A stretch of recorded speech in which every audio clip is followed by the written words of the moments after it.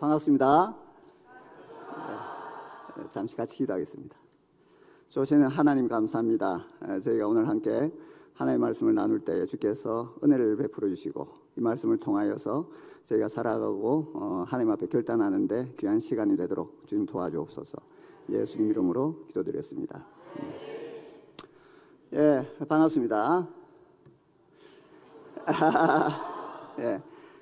제가 이제 금요일 집회 설교 부탁을 듣고 조금 고민을 했습니다. 내용을 뭘 할까. 그래서 이제 원래는 우리 동기 목사님 교회니까 또 교회에 대해서 이제 이야기를 너무 많이 들었고, 그리고 또 제가 이제 섬기는 단체가 있는데 그 ISF와 관련해서 우리 교회에서 또 많이 좀 돕고 있습니다. 실제로 많은 일들을 하고 있죠. 그래서 이제 어떻게 보면은 동기 목사님 교회 성도들에게 하고 싶은 말씀도 있고, 또 제가 섬기고 있는 ISF와 관련해서 또 이렇게 좀 하고 싶은 말도 있고 굉장히 고민이 됐습니다. 그래서 뭘 할까 하다가 둘 다 하자. 그렇게 해서 약간 이렇게 줄여가지고 두 가지를 다 할 계획입니다. 그래서 이제 오늘 창세기 본문 39장에 있는 말씀을 보면은 하나님께서 요셉에게 하나님 뜻을 어떻게 알려주시는지에 대해서 나와 있는데 그 부분을 이야기를 하고, 그 다음에 제가 섬기는 단체인 ISF라고 국제학생회라고 합니다. 그 단체에 대해서 조금 소개를 하고자 합니다. 하나님의 뜻이 무엇인가 하는 그런 주제는 예수를 잘 믿어보려고 하는 사람들에게는 가장 큰 화두 중에 하나라고 볼 수가 있습니다. 오늘은 하나님께서 요셉에게 하나님의 뜻을 어떻게 알려주셨는지 함께 살펴보도록 하겠습니다.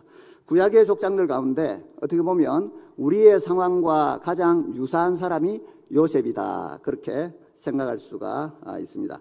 요셉에 대해서 우리가 이야기를 살펴볼 때에 하나님의 뜻이 오늘날 우리에게도 어떻게 나타나는지, 그리고 그것을 우리가 어떻게 해석해야 하는지를 요셉을 통해서 볼 수 있을 것 같습니다. 창세기에 있어서 중심인물은 사실 요셉이라고 하기보다는 아브라함과 야곱입니다. 요셉의 이야기는 야곱의 이야기 속에 들어 있습니다.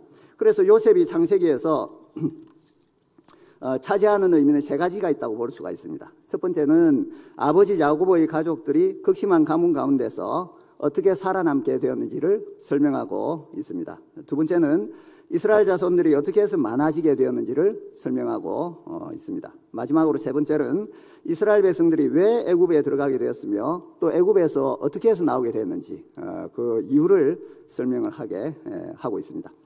먼저 이제 요셉에 대해서도 이야기가 좀 많이 있는데 제가 오늘 다른 이야기도 해야 되기 때문에 조금 이렇게 뛰어넘어서 진행을 했으면 좋겠습니다.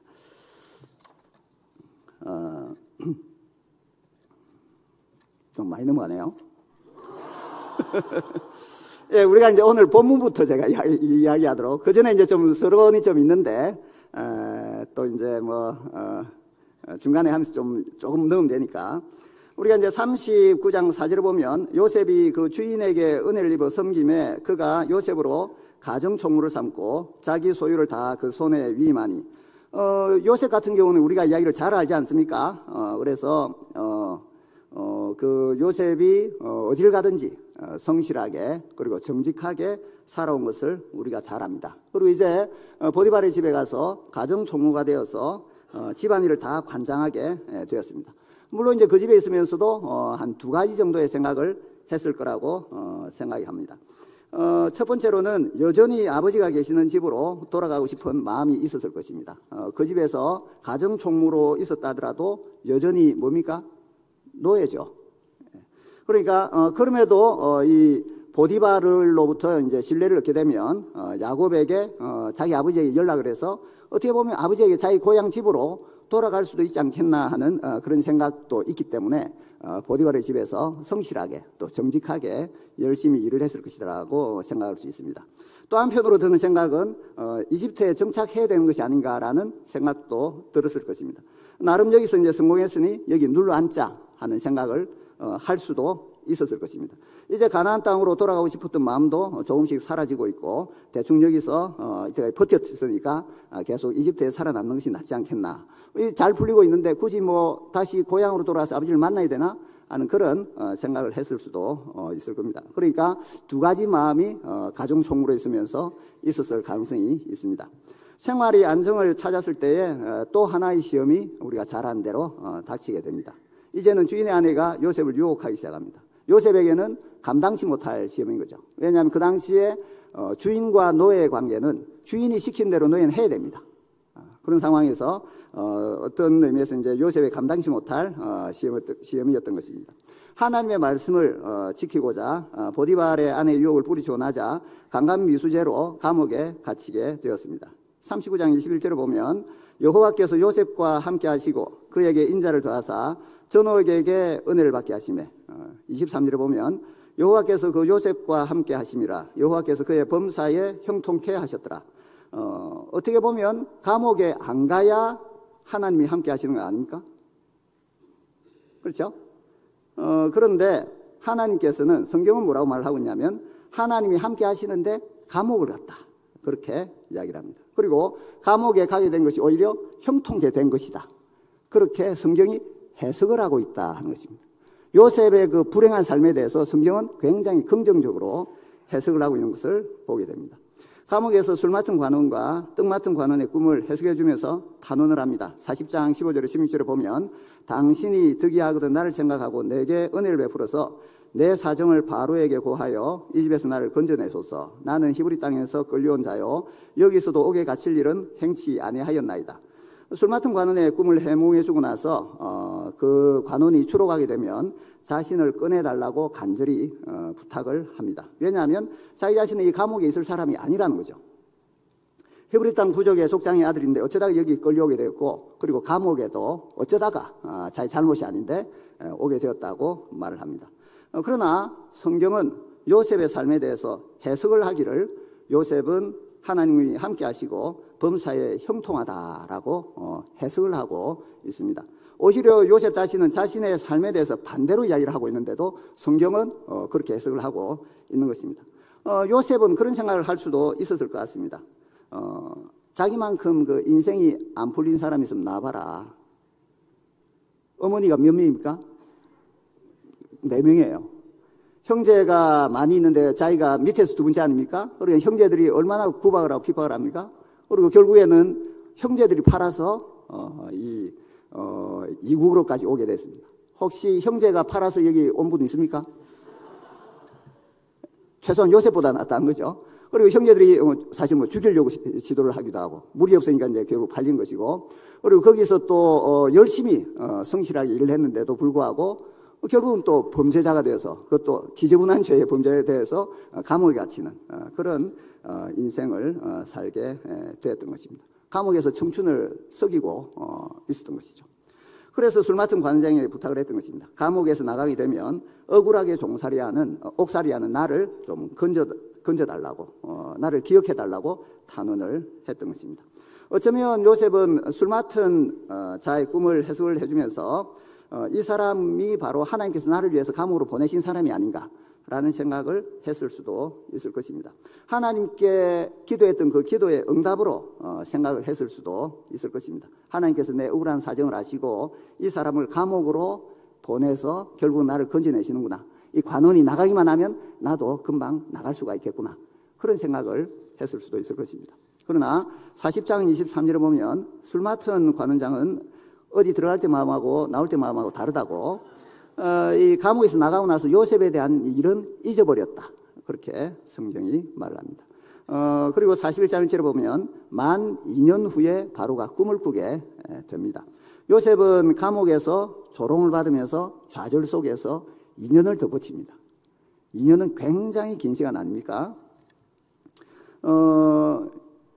요셉 자신은 아무것도 몰랐지만 하나님은 그 어려운 상황 속에서도 요셉을 위해서 역사하셨습니다. 창세기 39장 20절에 보면 이에 요셉의 주인이 그를 잡아 옥에 넣으니 그 옥은 왕의 죄수를 가두는 곳이었더라. 요셉이 옥에 갇혔으나 요셉이 갇혔던 그 감옥은 왕의 죄수들을 가두는 감옥이었습니다. 만약에 보디발의 생각에 요셉이 정말로 죄를 지었다고 판단했으면 그냥 감옥에 가두었겠습니까? 노예인데 죽였겠죠. 그러니까 보디발은 누가 잘못했다고 생각했겠습니까? 아내가 잘못했다고 생각한 거예요. 요셉은 죄를 짓지 않았을 거라고 생각을 했던 것으로 보입니다. 그렇기 때문에 집안에 더 큰 문제가 생기지 않도록 하기 위해서 요셉을 감옥에 보낸 것이죠. 그것도 잡범들이 가는 그런 감옥이 아니고 왕의 죄수를 가두는 감옥에다가 굉장히 좋은 사람들이 모이는 그런 곳에다가 오히려 보냈던 것입니다. 예를 들어서 위에 사람이 문제가 생기면 위에 사람은 어떻게 할 수가 없으니까 밑에 장관을 자르는 거죠. 그런 식의 상황이 됐던 것입니다. 왕의 죄수를 가두는 감옥에 있으면서 요셉은 궁중의 일에 대해서 충분히 배울 수 있는 기회가 오히려 됐던 것이죠. 요셉이 감옥에 들어가 있을 때에 첫 번째 기도 제목이 뭐였겠습니까? 감옥에 있으면서 하나님, 하루라도 빨리 감옥에서 나가게 해 주십시오. 당연히 그 기도를 계속 했을 것입니다. 그러나 하나님의 뜻은 요셉의 가장 간절했던 그 첫 번째 기도 제목과는 정반대였던 것으로 보입니다. 하나님께서는 요셉이 감옥에서 있으면서 총리가 되기에 필요한 일들을 충분히 배울 수 있도록 감옥에 가두어 놓으셨던 것입니다. 요셉은 하루라도 빨리 감옥에서 나가기를 기도했습니다. 하나님, 저를 불쌍히 여겨주셔서 제 인생 한번 보십시오. 제가 잘못한 게 뭐가 있습니까? 계속 인생이 안 풀리고 꼬여서 지금 여기까지 와 있는데 하루라도 빨리 나가게 해 주십시오. 이게 요셉의 간절한 기도 제목이었을 것입니다. 그러나 하나님의 뜻은 뭡니까? 요셉아, 하루라도 더 있어라. 거기서 총리가 되기 위해서 필요한 것들을 배워야 되는 거예요. 배우는 그 과정이 끝이 나야 요셉이 나오게 되는 것입니다. 하나님은 사랑이시기 때문에 천천히 걸으십니다. 만약 그가 사랑이 아니라면 훨씬 더 빠르게 가셨을 것입니다. 사랑은 그 자체의 속도를 가지고 있기 때문에 우리가 기도는 하지만 하나님은 하나님의 계획이 있었던 것입니다. 하나님께서는 자신을 신뢰하게 하기 위해서 어려움 속에서도 천천히 가게 하십니다. 급박하게 해결되어야 할 환경인 것 같지만 하나님의 시간은 천천히 흐르는 것처럼 보입니다. 그러므로서 내가 나 자신을 돌아볼 수 있는 시간을 가지게 하고 하나님을 신뢰하도록 만들어 주시는 것입니다. 그것이 바로 하나님의 사랑의 시간이다. 그렇게 말을 할 수가 있습니다. 사람은 항상 최선의 선택이 무엇인지 모릅니다. 지금 상황이 가장 좋지 않다라는 생각을 합니다. 그러나 하나님께서는 우리에게 가장 좋은 것이 무엇인지 잘 알고 계십니다. 그리고 그것을 위해서 어떻게 보면 가장 좋지 않은 상황까지도 감내하게 하시는 것입니다.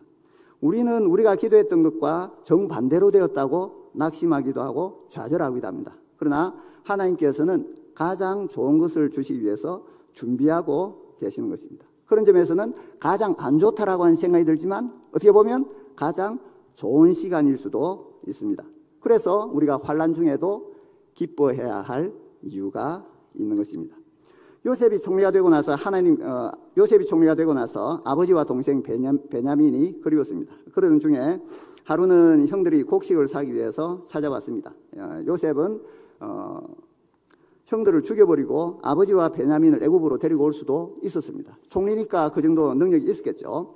그러나 요셉은 한평생 겪은 고난을 생각하면서 하나님의 뜻이 무엇인지 생각을 해보게 되었습니다. 그리고 하나님의 뜻을 알게 되었습니다. 그러면서 하나님의 뜻에 대해서 깨닫게 되니까 형에 대한 분노와 원한이 다 사라져버리게 되었습니다. 과거에는 자기 자랑이 나오고 형들의 분노를 샀던 그 요셉이 이제는 인격이 훨씬 더 나아진 것을 우리가 보게 됩니다. 그래서 하나님의 뜻을 깨닫고 신앙의 그런 고백을 합니다. 45장 5절에 10절에 보면 제가 주요한 구절만 읽겠습니다. 하나님이 생명을 구원하시려고 나를 당신들 앞서 보내셨나이다. 하나님이 큰 구원으로 당신들의 생명을 보존하고 당신들의 후손을 세상에 두시려고 나를 당신들 앞서 보내셨나니 그런즉 나를 이르러 보낸 자는 당신들이 아니요 하나님이시라. 아버지의 아들들과 아버지의 손자들과 아버지의 양과 소와 모든 소유가 고센 땅에 있어서 나와 가깝게 하옵소서.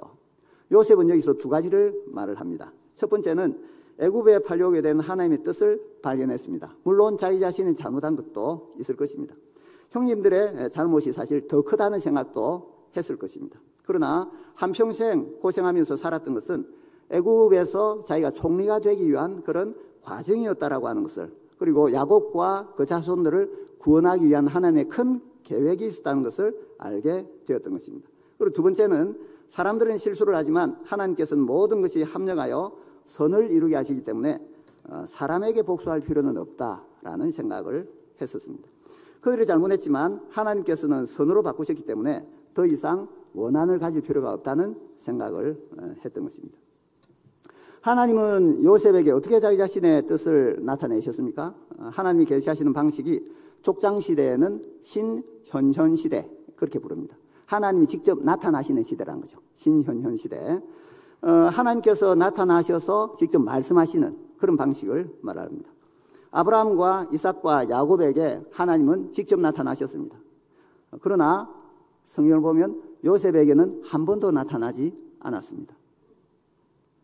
요셉의 일생이 어떻습니까? 조금 좋은 일들이 있긴 하지만 점점 좋지 않은 쪽으로 인생이 꼬이는 것을 보게 됩니다. 나중에는 감옥에 갇혀서 인생 막장을 경험하게 되었습니다.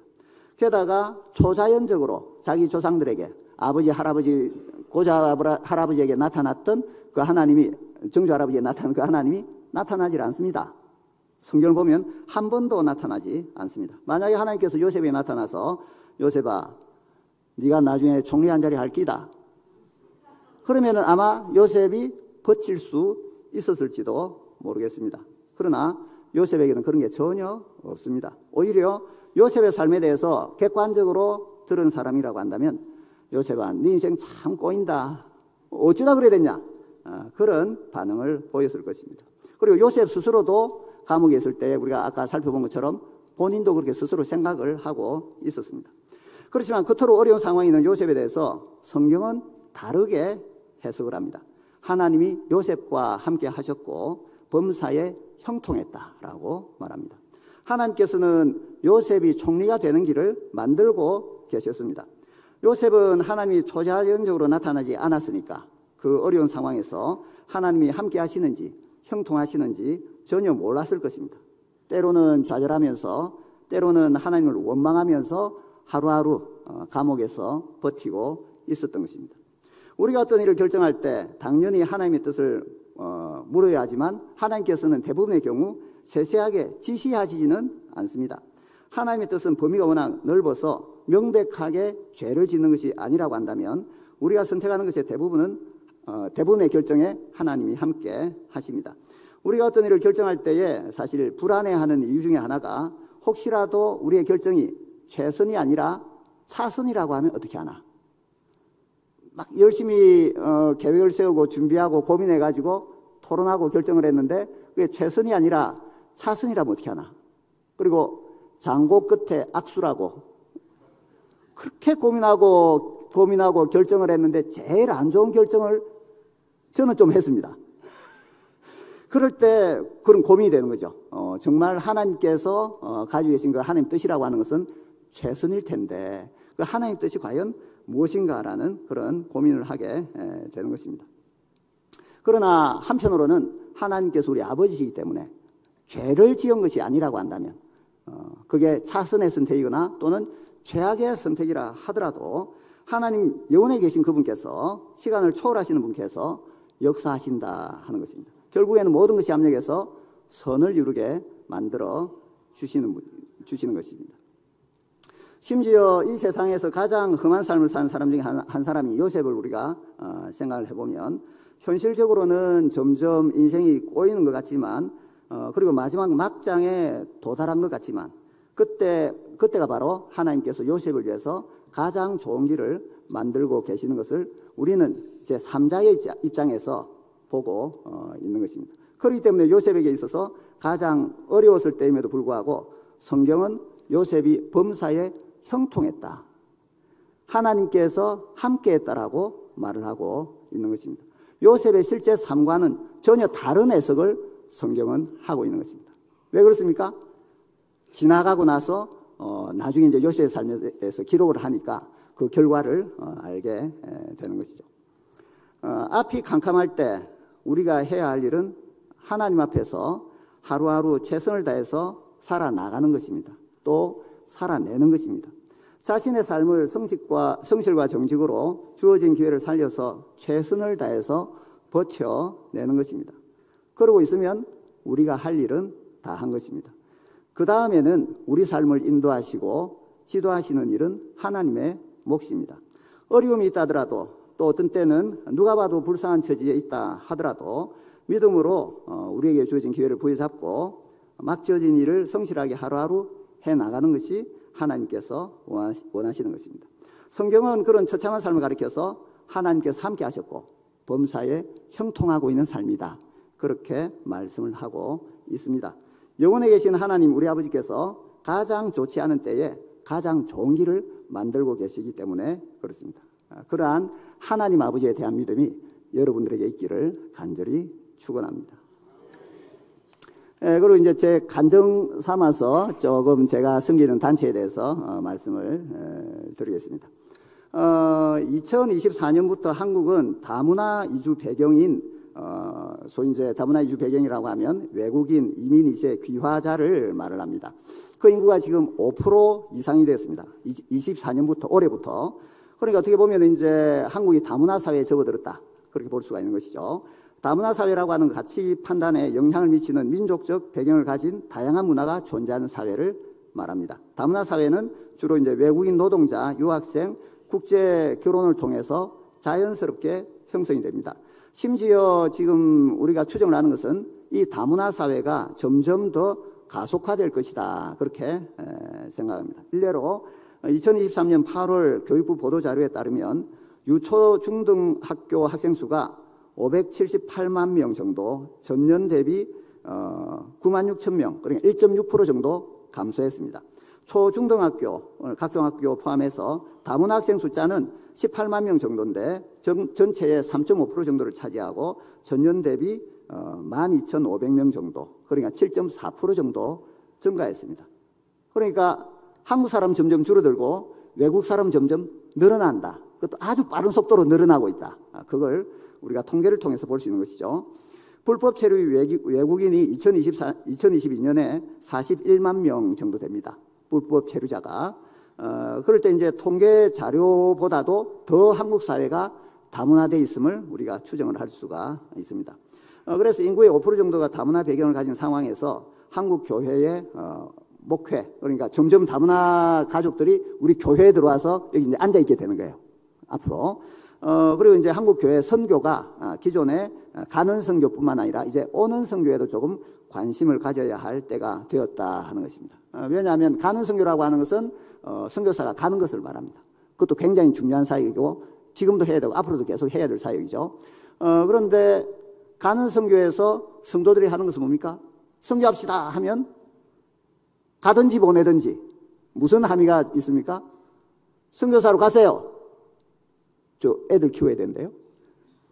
선교사로 가세요. 저 직장 다녀야 된대요. 그럼 뭐 해야 됩니까? 헌금하라는 거죠. 그러니까 사실은 가든지 보내든지 그 말입니다, 그게. 그런데 지금은 여러분들이 마트에 가면 또 주변에 나가면은 유학생이 엄청 많습니다. 깔린 게 유학생입니다. 외국인 노동자가 엄청나게 많습니다. 그래서 이제는 가는 선교도 중요하지만 오는 선교에 대해서도 관심을 가지고 고민을 하고 준비해야 될 시기가 되었다는 것을 볼 수가 있습니다. 한국에 체류 중인 외국인 유학생이 2022년도 체류 자격에 따라서 이렇게 들어오는 숫자를 보면은 정식 유학생이 한 13만 명, 22년도에, 그리고 한국 연수가 한 6만 3천 명, 외국어 연수가 한 26명, 그래서 2022년에 19만 7천 명 정도 있었는데 2023년 말, 그러니까 작년 말 기준으로는 22만 6천 명 정도 유학생이 들어와 있습니다. 22만 6천 명이면 엄청난 숫자죠. 그렇죠? 그리고 이제 교육부에서는 이주호 교육부 장관이 2023년 작년 8월 16일 날 발표하기를 2027년까지 유학생을 30만 명을 유치하겠다. 그렇게 발표를 하기도 했습니다. 또 이주호 장관이 우리 사회에 꼭 필요한 인재가 국내 유학을 통해서 지역 사회에 정착할 수 있도록 하겠다. 그러니까 지금 외국에서 들어온 사람들이 외국인 노동자들이 있고 그다음에 외국인 학생이 있습니다. 외국인 노동자도 정착을 시켜야 되지만 외국인 학생을 정착시키는 게 더 의미가 있지 않겠나라는 생각을 정부에서 하고 있다 하는 것입니다. 어떻게 보면 이제 한국 사람 숫자가 점점 줄어들기 때문에 교회 교인 숫자도 좀 급감하고 있습니다. 그런데 이제는 유학생이 많아지고 외국 사람이 많아진다라고 하는 것은 그들을 선교에서 교회의 구성원으로 포함시켜야 되는 것이 굉장히 중요한 시대가 됐다 하는 의미도 되는 것입니다. 그래서 또 이제 한국의 대학 같은 경우에는 전국에 한 200개 정도 대학에 유학생들이 들어와 있습니다. 아까 말씀드린 대로 전국의 200개 대학에 한 23만 명 정도 지금 현재로는 그렇게 들어와 있는데 전국의 대학이 지금 돈이 좀 없거든요. 반값 등록금 하고 나서 현재 돈이 좀 없습니다. 대학에서 돈이 없으니까 또 학생들이 줄어들고 해서 돈이 없으니까 유학생들을 이제 받아서 사실은 경제적으로 좀 자구책으로 유학생을 많이 받고 있는 현실입니다. 그리고 이제 또 해외 대학들에서 한국어 붐이 있습니다. 그래서 한국국제교류재단의 그 온라인 데이터베이스를 보면 현재 106개국에 1,407개처의 한국학 강좌가 있습니다. 그러니까 대학에 있는 학과나 그다음에 인스티튜트 뭐라고 하죠? 학원은 말고 정식 그런 기관들이 전 세계 106개국에 1,400개 정도가 있다는 겁니다. 엄청난 숫자거든요. 그래서 이제 한류로 인해서 전 세계 대학교에서 외국어로서 가장 많은 학생들이 선택하는 과목이 한국말이다. 그런 통계가 좀 오래됐습니다. 그런 통계 한 10년 넘었습니다. 그 통계에 나온 게. 그리고 이제 제가 이스라엘의 그 텔아비브 대학의 한국어 교수를 만났습니다. 작년에 만났는데 그분에게 이스라엘에 어떻게 돼가냐 했더니 이스라엘에도 정식 대학에서 한국어과가 한 두 군데 있습니다. 텔아비브 대학 그게 제일 좋거든요. 두 번째 좋은 데가 히브리 대학입니다. 두 대학에 한국어과가 있습니다. 그리고 이제 한 8개 정도가 이제 또 그런 한국어를 배울 수 있는 그런 기관들이 있다고 하는 말을 들었습니다. 그래서 제가 궁금했습니다. 왜 하필이면 이스라엘에서 그렇게 한국말을 자꾸 배우려고 하냐 그랬더니 뭐라고 했을까요? K-팝 그러더라고요. K-팝 때문에 우리는 이스라엘에 성지순례 가는데 걔들은 K-팝 순례로 오는 거예요. 놀랍지 않습니까? 이스라엘 사람들이 사실은 예수를 믿지 않잖아요. 그래서 그 사람들에게 어떻게 보면 K-팝을 보고 배우기 위해서 한국으로 오는 그 유학생들이 많이 있거든요. 그럼 그 학생들에게 오히려 우리가 예수를 전할 수 있는 그런 기회가 된 거예요, 지금은. 그래서 현재 이제 전국의 모든 지역의 대부분의 대학에 유학생들이 들어가 있는 것을 볼 수가 있습니다. 그래서 이제 제가 설립한 단체가 ISF라고 하는 국제학생회라고 하는 그런 단체인데 저희는 이제 선교단체는 아니고 또 어떤 의미에서 교회도 아니죠, 당연히. 그래서 이 선교 병행단체로서 하나의 플랫폼을 가지고 있습니다. 그래서 이 플랫폼에 선교의 주체라고 할 수 있는 지역교회와 선교단체와 선교사가 이 플랫폼을 활용해서 외국 유학생들을 선교하는데 같이 협력을 하고 있습니다. 그리고 이제 저희가 외교부에 소속되어 있는 유일한 단체입니다. 대단하죠? 예, 적당할 때 추임새 좋습니다. 그래서 지금 무엇보다도 이제 이 외교부에 등록이 되어 있기 때문에 사람들이 좀 유학생들도 안심을 하고 저희와 이제 접촉을 하게 되는 것이죠. 교회가 대학에 들어가서 이제 선교 사역을 하려고 하면은 학생들이 사실은 좋아하지 않고 교회도 학교도 좋아하지 않습니다. 교회가 들어오는 거 안 좋아하겠죠. 그런데 ISF는 외교부 소속 단체이기 때문에 ISF에서 하는 한국어 교육하러 왔다라고 하면 다 오케이입니다. 왜냐하면 외교부 소속 공인된 단체니까. 그래서 저희가 각 학교에 한 60개 대학에 전국에 200개 대학이 있거든요. 60개 대학에 이 ISF 한글 공부가 있습니다. 한글 학교가 있어요. 그러니까 좀 더 크게 놀라 주셔야 돼요. 왜냐하면 전국의 200개 대학 중에서 거의 주요한 대학에는 ISF가 다 들어 있습니다. 대단한 거죠. 예. 그리고 이제 그러면 유학생 사역이라고 하는 게 뭐냐, 그 필요성과 장점에 대해서 제가 조금 말씀을 드리겠습니다. 먼저 시간이 굉장히 적게 됩니다. 우리가 선교사 한 분을 파송을 하려고 하면, 선교사가 나가는 데에 준비하는 데 걸리는 시간이 한 3, 4년 걸립니다. 잘 아시죠? 근데 유학생 사역은 저희한테 와가지고 교육 하루 받으면 됩니다. 하루면 돼요. 예. 그래서, 어떻게 보면 이제, 이 선교를 위해서 마음만 있으면은, 그 유학생 사역에 뛰어들어서 할 수가 있다 하는 것입니다. 그래서 이제 어떻게 보면 이제 이 선교사가 나갈 때는, 그 나라에 가장 문제가 되는 게 언어 훈련, 그 다음에 문화 적응이 필요한데, 유학생 사역은 유학생들이 언어 적응을 합니다. 한국을 열심히 배우고 있어요. 그 다음에 문화를 배우기 위해서 막 열심히 애를 쓰고 있어요. 그러니까 어떻게 보면 선교사가 나갔을 경우에는 자기가 언어도 배우고 문화도 적응하고 되게 힘들어요. 그러니까 선교하기 조금 더 힘들고 시간이 걸리겠죠. 근데 유학생 사역 같은 경우에는 오히려 선교의 대상자가 한국말을 배워야 되니까 한국 사람을 만나려고 하겠죠. 그리고 한국 사람 만나면 마음의 문을 열겠죠. 왜? 말을 배워야 되니까. 그 다음에 한국 문화에 적응하려고 자기들이 애씁니다. 그런 점에서 이제 유학생 사역의 장점이고, 두 번째는 재정이 적게 됩니다. 우리가 선교사와 가족을 보내면은 보통 한 300에서 500 정도 지역에 따라서 그래 들고, 그 다음에 이제 거기 또 교회 세우려고 하면 또 돈 들고, 물론 그 보낸 선교도 당연히 해야 됩니다. 당연한 거죠. 그렇지만 그냥 비교를 해보자면 그렇다는 거예요. 그래서 선교사를 보내면은 사실 돈이 많이 드는데, 유학생 같은 경우에는 그렇게 돈이 들지 않습니다. 예를 들어서 저희가 이제 주로 하는 사역이 한국어 교실인데, 한국어 교실 같은 경우에 교사로 자원하면은 그냥 학생들 만나서 보통 이제 화요일 하거든요. 화요일 8시, 7시에서 한 8시 반까지. 일주일에 한 번 정도 가서 1시간 반 정도 학생들 한국말을 가르쳐 주고, 그 다음에 그 개강 파티라든지 또는 종강 파티가 있는데, 그건 보통 이제 같이 협력하고 있는 교회에서 지원을 해 줍니다. 그리고 애가 이제 생일이잖아요. 그러면은 외국에 나와서 고생하는데 생일밥 한번 먹여야죠. 그래서 밥 한번 사주고, 그 다음에 설이 되거나 크리스마스가 되면은 애들 이제 집에다가 불러다가, 야, 한국의 명절을 소개해 줄게 하면서 이 세배 한번 시키고, 세뱃돈 또 이렇게 5,000원 주고, 그리고 이제 떡국 만드는 거 가르쳐 줄게 하고 떡국 만들고, 그게 유학생들은 굉장히 큰 즐거움이고 마음의 평안을 주는 것입니다. 저는 영국에서 공부를 했는데, 영국에 있을 때 영국인 가정에서 저를 초청을 했습니다. 그리고 거기서 이렇게 뭐 맛있는 걸 주면서 막 좋은 이야기들을 해주니까 얼마나 고마운지 아직까지 생생하게 기억이 나거든요. 그 생생하게 기억나는 고마움을 하는 거예요. 그러면은 그렇게 밥 주고 이러는데 이제 사실 유학생들의 마음이 상당히 열리게 되겠죠. 그러니까 어떻게 보면은 유학생 사역이라고 하는 것은 그렇게 돈이 들질 않아요. 돈 안 들겠죠. 특별히 드는 돈은 없습니다. 그리고 이제 저희가 한 가지 주의를 시키는 것이, 유학생들에게 돈 주지 마라. 왜냐하면 돈 주면 습관이 되거든요. 그래서 생일날 뭐 이렇게 밥 먹고 뭐 조그만 선물 하나 주는 건 괜찮아요. 기억에 남을 만한 거.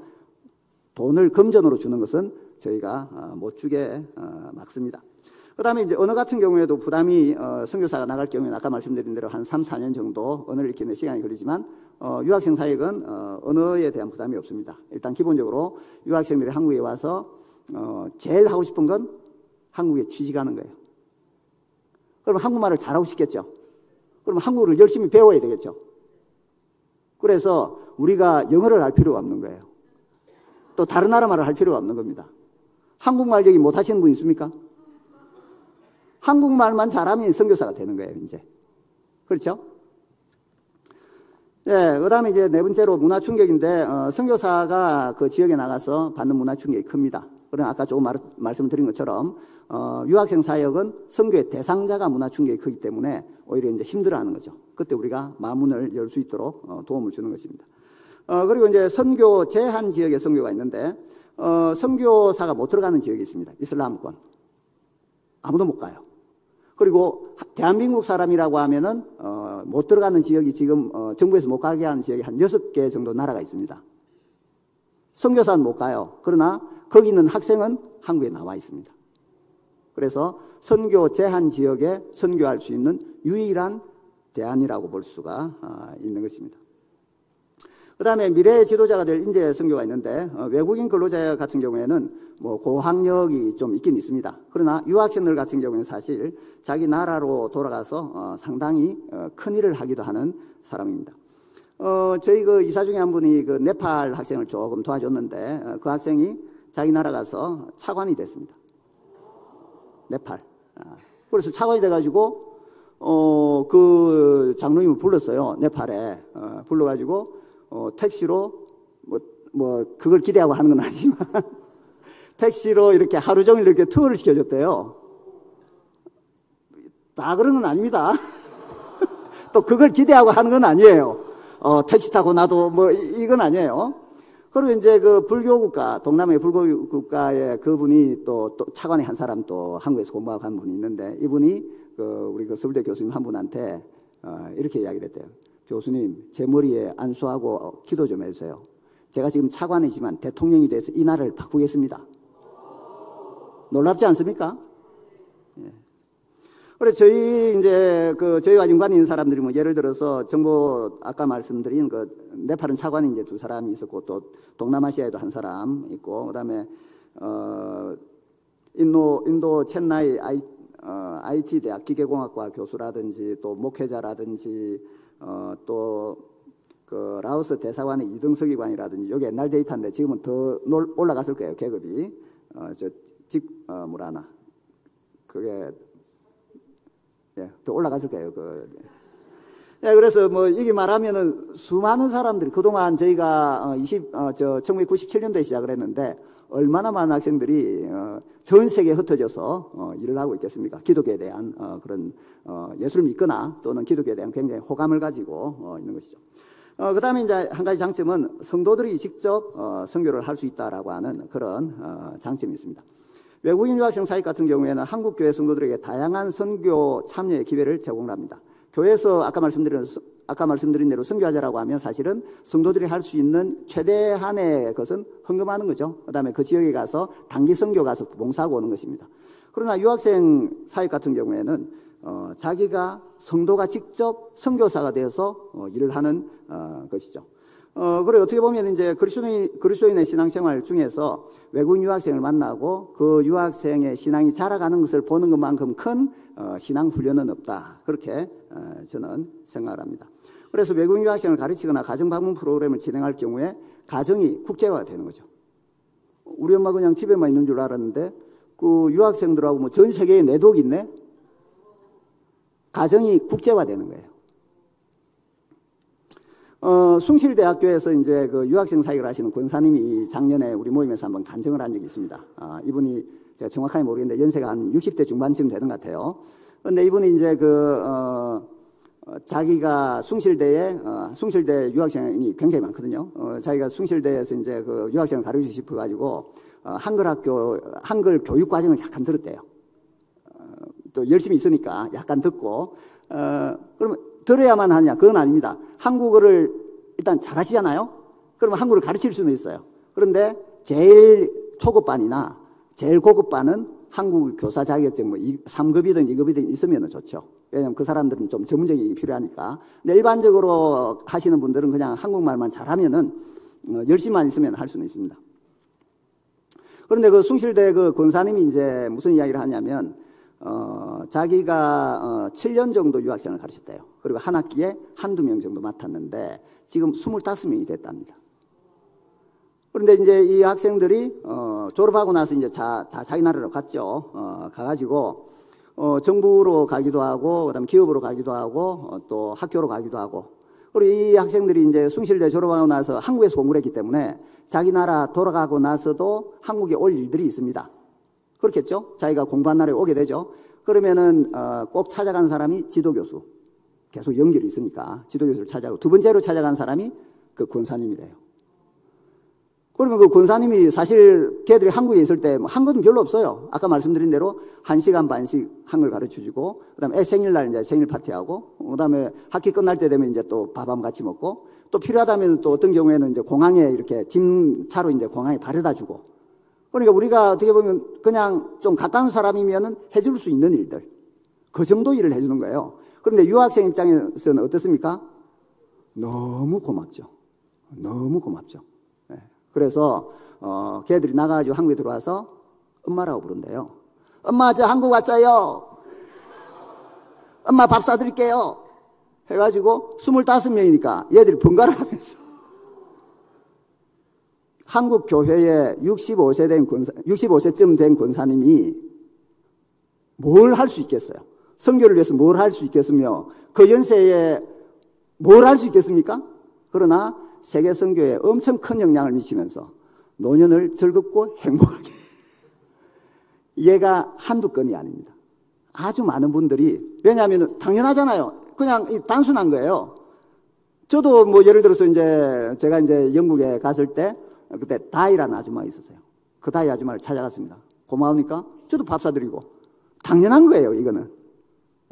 그래서 유학생 사역이라고 하는 게 성도들이 행복해집니다. 성도들의 신앙이 자라요. 그리고 이제 그 8번째로 지역교회 국제화 성장이 있는데, 유학생 사역 결과적으로는 지역교회의 국제화가 이루어지고 또 성장하게 되는 것을 볼 수가 있습니다. 최근에 교회 젊은이들이 없죠. 성도들도 또한 줄어들고 있습니다. 이 두 개를 해결할 수 있는 게 완전히 해결은 안 되지만, 완전히 해결하는 것은 교회에서 성도들이 많이 낳는 거죠. 그게 안 되면은 약간 해결할 수 있는 것이 유학생 사역이다. 군산에 그 하림교회에 고일공 목사라는 분이 있는데, 이분이 그 10년 공부한 학생을 집사로 세워서 본국으로 이제 파송을 했습니다. 소위 이제 우리가 우정전도라고 하는 방식으로 저희는 유학생을 섬기고 있는데, 그 우정전도라고 하는 것은 사실 어떻게 보면 직접 전도를 하지 않고 간접 전도라고 하는 방식입니다. 그분이 이제 그 ISF 사역을 하면서 이제 그 소위 학생들을 이제 잘해줬죠. 잘해주고 또 뭐 밥 한 번씩 사주고, 똑같습니다. 밥 사주고 그 한글 학교 한글 가르치고, 그다음에 뭐 공항에 또 뭐 이리 있으면 공항 데려다주고 뭐 이거를 했어요. 그런데 이제 그 특별히 이렇게 뭐 그런 건 아니지만 우정전도가 뭐냐면, 그렇게 하고 우정전도가 좀 이따 좀 설명을 할 겁니다. 그래서 제가 자꾸 말을 더듬게 되는데 또 하게 되니까. 그래서 어쨌든 이제 이분이 우정전도 방식으로 했더니 이 결과적으로는 이제 숫자가 많이 늘었다. 나중에 제가 조금 더 자세히 설명을 하겠지만 그런 이야기를 하는 걸 들었습니다. 그래서 우리가 이제 보통 그 학생들한테 잘해주고, 또 우리는 선교에 대한 열정이 있으니까 한국 사람들의 열정은 세계 최고입니다. 그래서 또 성질 급한 것도 세계 최고예요. 그래서 이 밥 한 번 사주고 막 이렇게, 야, 너 교회 따라와. 그게 이제 보통 한국 사람들의 그 이제 열심이자 성질 급한, 그게 이제 한국 사람들의 특징이기도 한데, 근데 이제 저희는 우정전도라고 하는 것은 그냥 한 학기 동안 두는 거예요. 잘해주는 겁니다. 그러면 이제 보통 유학생들이 이제 기대하는 게 뭐냐면, 밥 사주고 막 잘해주고, 교회 오라고 할 때 됐는데, 그 한 번 딱 가주면 되잖아요. 그럼 찝찝하지도 않고 그냥 빚을 갚은 게 되는 거예요. 그래서 계속 기다리고 있는 거예요. 이 교회 오라고 할 때 됐는데, 이러고 있으면 이제 교회 딱 오라고 하면, 가서 딱 빚 한 번 딱 갚고, 마음 편하게 이제 또 그 다음에 또 밥 한 번 먹고, 그런 생활을 하는 거예요. 실제로 입장 바꿔놓고 생각해 보십시오. 그러지 않습니까? 근데 ISF는 전도는 안 해요. 교회 오라고도 안 해요. 일단 한 학기 동안. 한 학기 동안 찝찝한 거예요. 교회를 오라고 해야 되는데, 성경 공부를 하자고 해야 되는데, 왜 이 ISF는 아무도 안 할까? 물론 이제 외교부 소속이기 때문에 저희가 외교부에서는 직접 전도를 안 하는 걸 원칙으로 해서 재단법인으로 되어 있습니다. 그렇잖아요? 종교색을 드러내면 안 되니까. 그러니까 이제 뭐 그런 것도 있지만, 어쨌든 저희가 우정전도 방식이라고 하는 간접전도이기 때문에 애들은 잘해주는데, 이거 뭔가 가져서 한번 해결해야 되는데 안 해주는 거예요. 그러면 애들이 불안한 거예요. 야, 이거 왜 이러냐? 그럼 이제 그 고 목사님은 그걸 좀 심하게 했대요. 1년 하고, 저 목사님, 저 교회를 좀 갔으면 좋겠는데, 왜? 안 와도 돼. 주변 교회 가라고. 막 이런 이야기를 한 거예요. 그러니까 애들이, 이거 뭐야? 그래가지고 주변 교회를 갔대요. 주변 교회 가고 막 이렇게 돌아다니다. 군산의 목사님인데. 주변 가다가, 그러다가 이제 한 1년 다녀보니까 이게 좀 자기하고 또 안 맞는 거예요. 그러니까 유학생들이 갔다가, 야, 다시 그 교회 가야 되겠는데? 목사님, 저희 예배 드리면 안 될까요? 그래, 뭐, 알았어요. 뭐, 오겠다는데, 뭐, 왜 딴 데 가지 왜 그랬어? 하면서 이제 이러니까 이 학생들이, 그럼 저희가 그냥 교회 갈게요. 목사님 막지만 마세요. 이러면서 교회를 이제 나오기 시작한 거예요. 그리고, 목사님, 우리 숫자가 너무 많이 됐는데, 중국 애들인데, 숫자가 지금 너무 많아졌는데, 저 예배 좀 이렇게 따로 드리면 안 될까요? 왜 하려고? 그냥 저희가 중국 사람이 많으니까 중국말로 좀 예배를 드리고 싶어요. 그래, 하려면 해. 알았어, 해. 애들이 저끼리 조직이 돼가지고 막, 목사님 설교 좀 해주세요. 저희가 통역할게요. 그래서 중국 예배 모임이 잘 되고 있대요. 그분이 그 이야기 하더라고요. 그러면서 이분이 이제 만약에 유학생들한테 그냥 자기가 교회에 오라고 하고 막 쫓아다녔으면은 계속 쫓아다녀야 되는 거예요. 그리고 유학생들이 나오다가 이제 그만할래요 하고 떨어질 수도 있고. 그런데 오지 말라고 했더니 애들 오히려 막 기가 살아가지고 막 오겠다고 굳이. 그게 이제 전라남도의 광주에 그렇게 해서 상당히 커진 교회가 있고, 그 다음에 이제 군산에 이제 그런 교회가 있더라고요. 그래서 그분들은 조금 과하게 하긴 했지만, 그런 예들이 있는 걸 볼 때 지역교회가 국제화되고 성장하는 것을 우리가 장기적으로 볼 때 볼 수가 있습니다.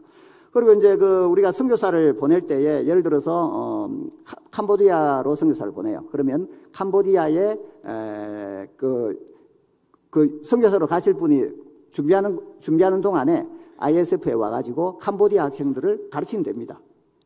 그러면은 얘는 자기 학교를 다니면서 졸업해서 자기 나라 가잖아요. 그리고 선교사도 한 3, 4년 훈련을 받고 파송될 때에 캄보디아에 친구들이 막 생기는 거죠.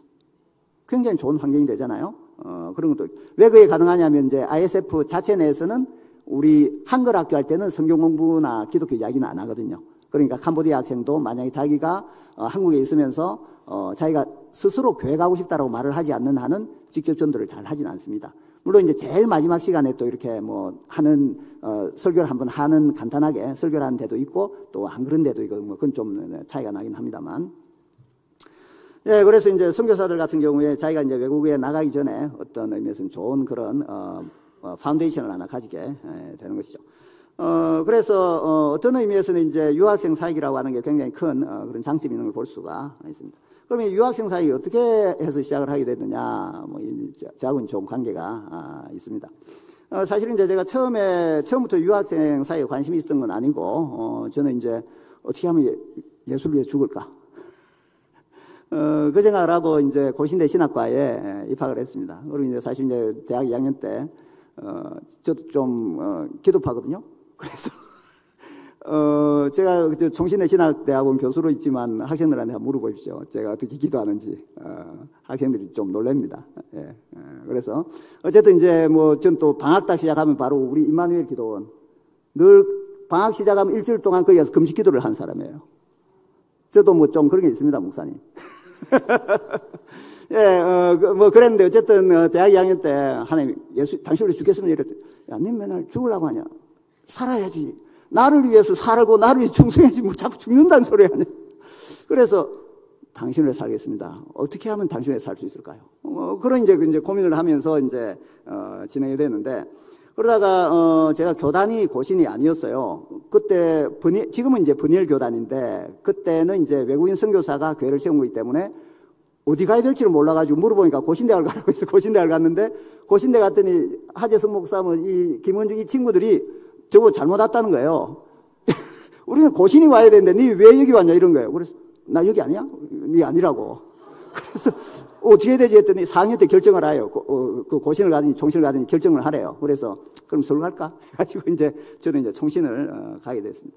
총신에 가고 나서 이제 제 관심과 목표는 빨리 외국에 나와서 공부하고 들어와서 이 학문으로 신학으로 교회를 섬기는 것 그게 이제 꿈이었습니다. 그래서 학문적인 방법론을 찾기 위해서 95년도에 이제 서울대대학원의 인문언어학과에 입학을 해서 인지언어학으로 이제 석사를 하게 됐습니다. 그런데 이제 그걸 하면서 당시에는 이제 케임브리지 대학의 96년도에 이제 서양 고전어학과에 지원을 했습니다. 인지언어학이라는 방법론을 가지고 서양 고전어학을 이제 한번 해보려고 우리 지원을 했는데 그 교수님이 이제 일단 오라고 했어요. 유럽은 교수한테 지원을 하고 교수가 오라고 하면 그 다음에 이제 유학 준비를 하면서 학교에 이제 필요한 서류를 내고 그런 식으로 되어 있습니다. 그래서 일단 교수님 오라고 해서, 잘 됐다 해가지고 제가 또 하루에 1시간 이제 좀 기도, 최소한 1시간 기도를 하고 또 뭐 좀 간절히 하거든요. 막 기도를 하는데 마음에, 그 하나님, 제가 이제 기도를 하면서 하나님 제가 영국으로 유학 가가지고 거기서 이제 공부를 잘 마치고 올 수 있도록 선한 사마리아인을 보내주셔서 공부 잘 마치게 해주세요. 누구나는 그런 평범한 기도를 했습니다. 당연히 하죠. 그랬더니 제 마음에, 야, 너는 한국에 있는 유학생 도와준 적도 없으면서 네가 유학생이 되면 도와달라고 하니 왜 그런 이기적인 기도를 하냐? 그러는 거예요. 아니, 기도가 이기적이지 않은 기도가 있습니까? 모든 기도는 이기적인 거예요. 아니, 찝찝한 거예요, 그냥. 그래서, 야, 이거, 그 다음날에서 기도하는데도, 야, 너는 한국에 있는 유학생 도와주자고. 기도가 안 되는 거예요, 이게. 유학은 가야 되는데. 이거 찝찝한 거예요, 계속. 그래서 이제, 야, 이거 뭐 어떻게 해야 되나. 그래가지고 그 당시에 이제 제가 양재동에 횃불성교센터 성경연구소 연구원으로 있었는데, 거기에 미국과 캐나다에서 온 사람들이 많이 있었습니다. 그래서 그 사람들한테, 목사님, 제가 기도하다가 유학생 선교에 대해서 이렇게 비전을 받았는데, 이거 뭐 어떻게 하라는지 난 잘 모르겠다. 그랬더니, 미국의 ISI라고 있는데, 그 팜플렛을 가지고 있더라고요. 그러면서 미국은, 지금 그 당시에 이미 2만 명에서 2만 명 이상 되는, 자원봉사자, 그러니까 한글 가르쳐주는 교사가, 영어 가르쳐주는 교사가 2만 명 이상 있대요, 당시에. 그래서, 야, 그거 한번 봅시다 해가지고 팜플렛을 보니까, 유학생 사기 너무 중요하다라고 하는 것을 제가 깨닫게 됐습니다. 그리고 한국에도 정말 이게 필요하겠다라는 생각을 하게 됐어요. 그래서 이제 서울대 이제 캠퍼스 가서 보니까 유학생들이 있더라고요. 생각도 못 했는데, 1997년도에 전국에 유학생이 한 1,500명 정도 있었고, 서울대에 이제 한 465명, 그렇게 97년도에 있었습니다. 그때 이제 제가 비전을 받은 것이, 지금은 유학생이 작지만, 적은 숫자지만 한국이 국력이 점점 세지면서 점점 유학생이 늘어날 것이다 라고 하는 그런 비전을 하는 게 제게 주셨어요. 그래서 정말 이 사역이 정말 중요하고 전략적이구나 하는 생각을 했습니다. 그래서 저는 이제 유학을 가야 되니까 캠퍼스 선교단체에 있는 그분들에게 가가지고 진짜 중요한 사역이라고 해야 된다고 이렇게 하고 다녔어요. 그랬더니 그분들이, 우리는 아시잖아요, 캠퍼스 선교단체들. 말했는데, 우리는 우리 할 일 때문에 너무 바쁘다고 그러는 거예요. 그래서 제가 또 기도하러 가지고, 하나님, 유학생 사역이 너무 중요한데 다른 선교단체에서는 못하겠다고 하고 어떻게 하죠? 저는 가야 되는데, 유학 가야 되는데. 그때 이제 제 마음속에 비전을 받은 사람이 그 일을 해야지, 네가 받은 비전을 남들한테 하라고 하면 그럼 누가 하겠냐? 또 찝찝한 거예요. 야, 이게 그 다음날 기도하러 가도 네가 받은 비전인데 남한테 말하면 뭐하냐? 이래 그냥 기도가 안 되는 거예요. 제가 정말 기도하는, 정말 간절하게 1시간이 늘 1시간 정도 이상씩 펑펑 울면서 기도하는데 그냥 기도가 안 되는 거예요. 네가 받은 소명이다 이러니까 안 되겠다. 내가 이거 해야 되나 보다. 그래서 유학 가는 걸 이제 포기를 하고, 그다음에 횃불성교센터 그 직장 그만두고, 또 교회 강부사로 있던 거 그만두고, 뭐 서울대 입학했으면 됐지 졸업해야 되나 해가지고 신경도 끄고 그냥 그 유학생 사역을 이제 해야 되겠다라는 생각을 하게 됐습니다. 그래서 97년 그때 서울대에 이제 인문대기독연합이라고 있었는데 그 단체에 이야기했더니 서울대에서는 자기들이 도와주겠다더라고요. 그래서 97년도에 이제 서울대 개척을 하고 98년도에 이제 6월 20일 날 연세대에서 이제 한번 첫 모임을 시작하고, 그날 오후 4시에 고려대에서 해서 이제 서울대, 연세대, 고려대 그렇게 하게 됐습니다.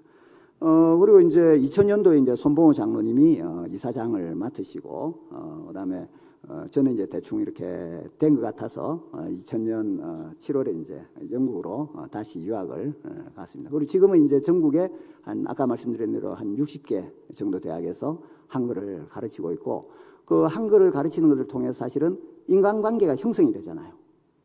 한 학기 가르치면 애들이 좀 고맙거든요.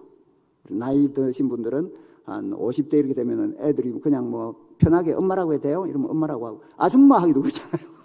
보통 이제 선생님 보통 그러는데 뭐 또 좀 편해지면 그냥 야 그냥 엄마로 불러도 돼 이러면 그냥 엄마 이러거든요. 뭐 그렇게 아빠도 있죠. 예, 아빠 뭐 이렇게 부르고 그런 식으로 해서 이제 전국에 60개 이상의 대학에서 유학생 한글 학교가 지금 진행이 되고 있습니다.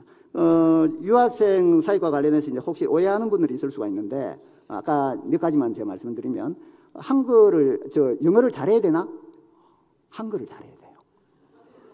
어쩌면 한글만 잘하면 돼요. 예. 그다음에 유학생들이 그러면은 내가 영국이나 미국에서 온 유학생들 만나서 영어 공부 좀 해야지. 그런 애들 별로 없어요. 걔들은 알바가 알바가기 때문에 그런 애들 만날 일은 별로 없어요. 보통 누가 오느냐? 베트남이 한국에 제일 많이 나와 있습니다. 베트남, 중국 뭐 이런 학생들이지 금발에 이렇게 막 이런 애를 만나서 내가 국제 결혼을 해볼까? 꿈 깨세요.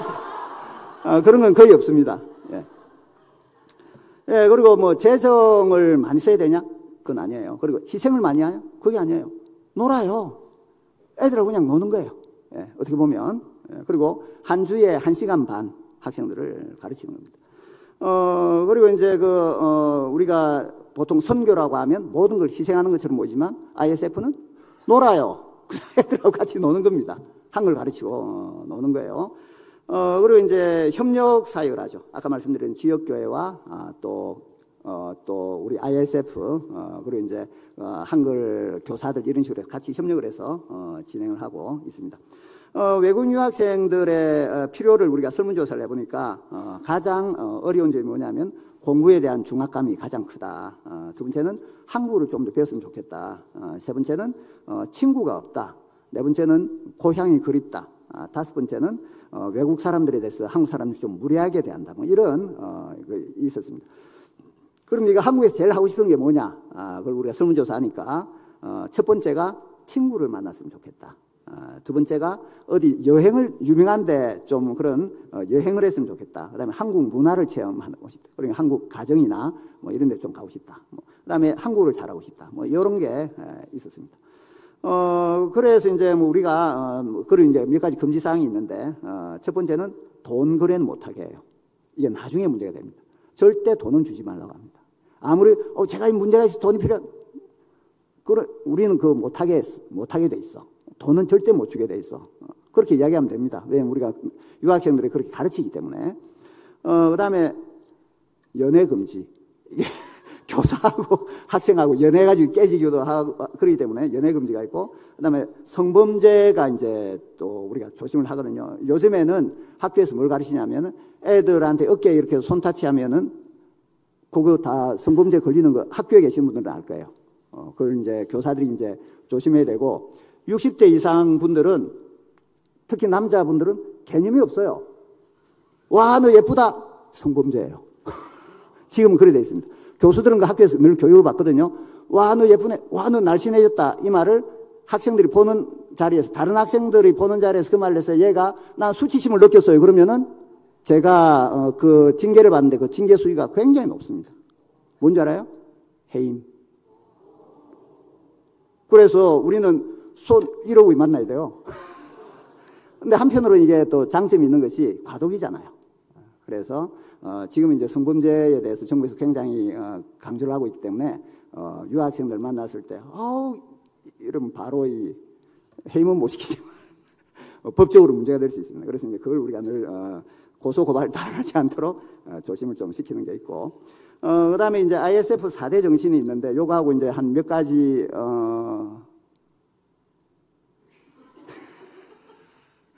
고기를 끄떡끄떡 하시니까 조금만 제가 더 시간을 쓰겠습니다.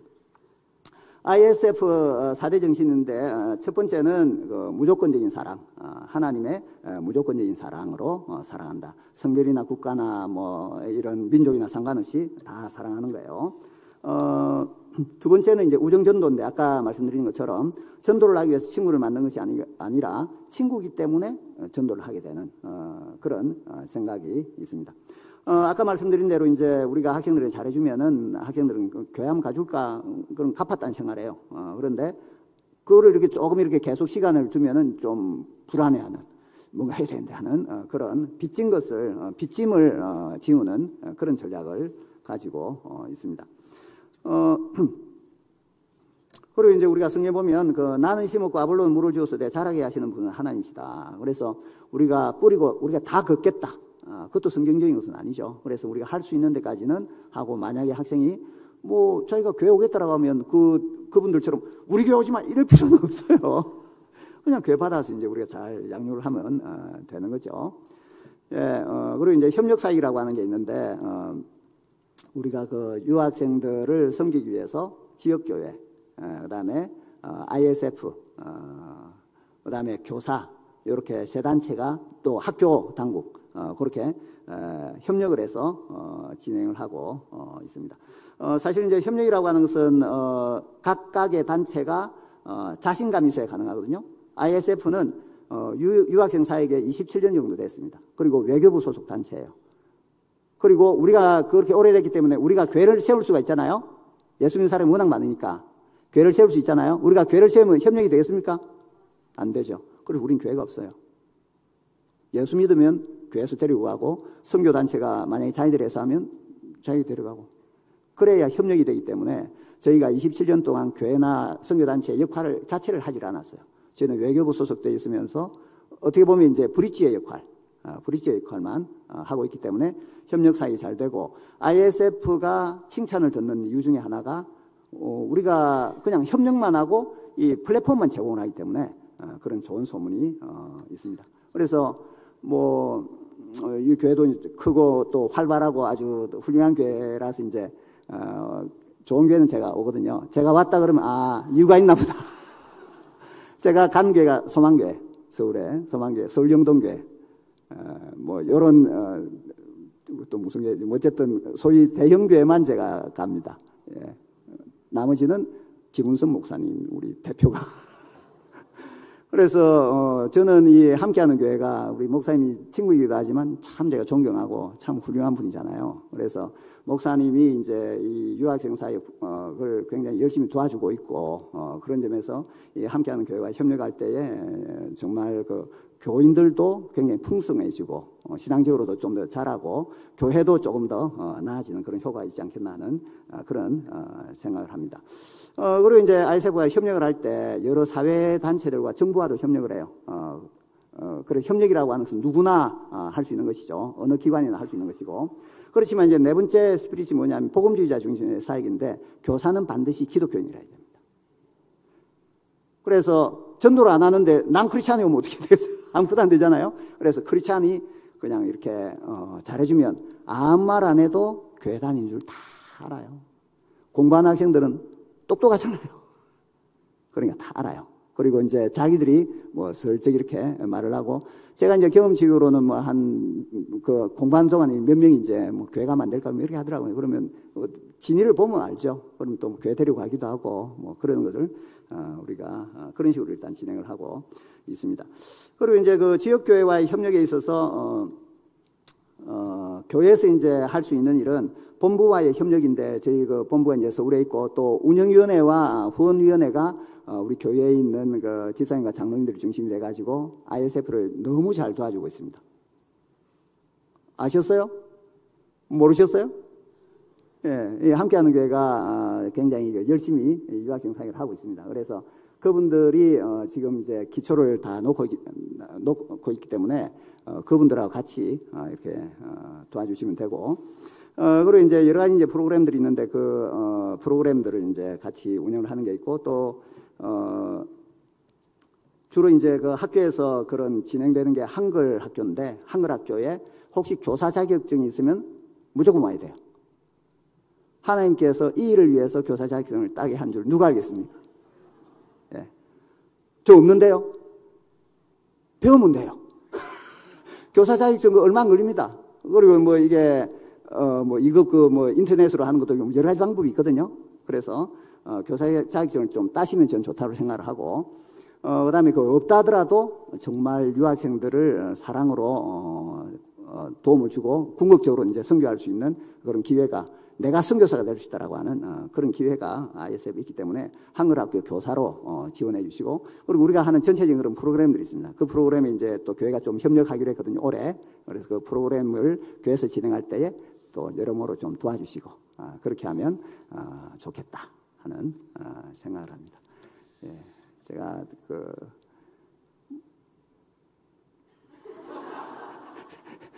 질문할 뻔했어요. 학교에서 하는 게 습관이 돼가지고. 예, 기도하고 그러면 제가 마치겠습니다. 하나님 아버지, 이곳에 하나님께서 황도한 목사님을 통해서 교회를 세워주시고 하나님 나라의 귀한 사역을 감당하게 하시니 참으로 감사를 드립니다. 하나님께서 지금까지 함께 하시며 인도하시고 복을 내주신 것처럼 앞으로 더 큰 일들로 황 목사님과의 교회에 맡겨주시기를 간절히 원합니다.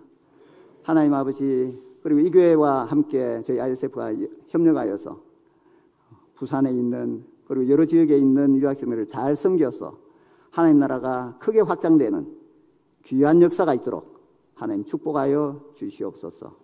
예수님 이름으로 기도드렸습니다.